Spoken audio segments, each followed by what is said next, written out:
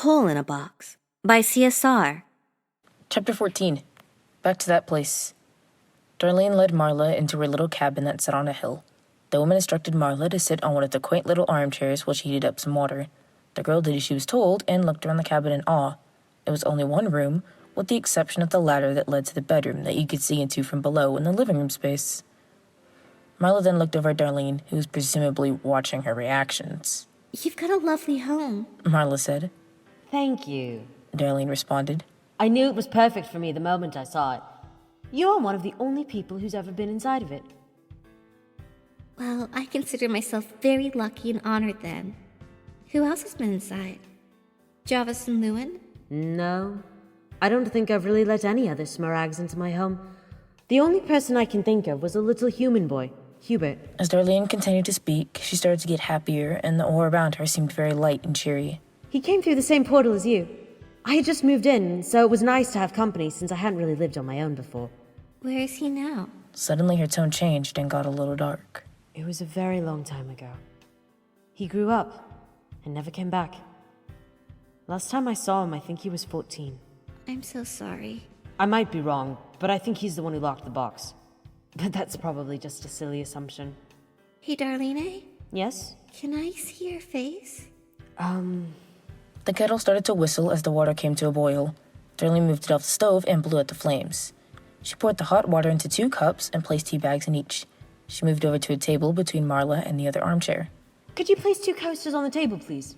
Marla grabbed 2 coasters from a little tray and placed them onto the table. Darlene put the cups down on them and sat in the other chair. Can I, Marla looked up at the woman with pleading eyes. please?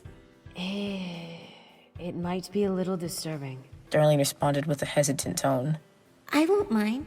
Darlene sighed, All right, and then started to pull back her hair. just for you. She held all of her hair back with her hand and looked at Marla with all 13 of her purple eyes. They were all over the top of her face in a random order, right above her oval nostrils. She had a slit where her right ear should be and a lump where the left should. All the skin around her mouth was gone, so you could all see the pink and black gums and yellow stained teeth. After a minute or so, Darlene let go of her hair and it all bounced back in front of her hair. Does it freak you out? No, Marla said as she looked up with her enchanted eyes. you're so amazing and unique. I really think you look cool, Darlene. Thank you. Hubert was frightened at first, but later thought it was cool. After he started to get older, he called me a freak again. That's so mean. Why would he be so cruel? Marla, I hope you get adopted into a nice family. You really deserve it. I know it might seem wrong of me to ask you to return to such a horrible place for you, but it's dangerous here. I don't know what they intend for you, but I fear the worst.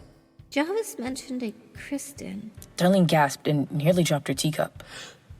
If that's the case, it's worse than I thought. Why? Who is that? A very bad person. I don't really know much about him, but I hear he might have tried hurting or eating children. He was run out of town, so he lives in the Black Depths now. Marla, I beg of you, please stay in Harmons until I tell you otherwise. All right. Marla said with a disappointed voice.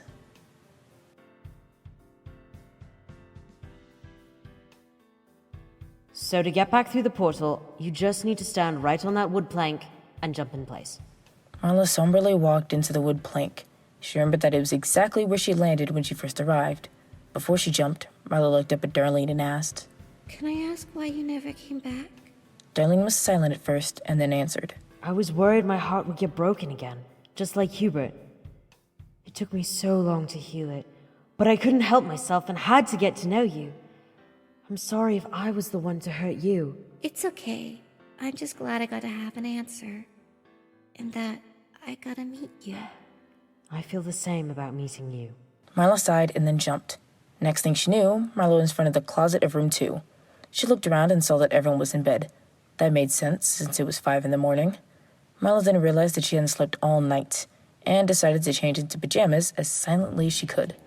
She started to climb up her ladder, but her bunkmate, Tina, had awoke from the creaking and gasped at the sight of her.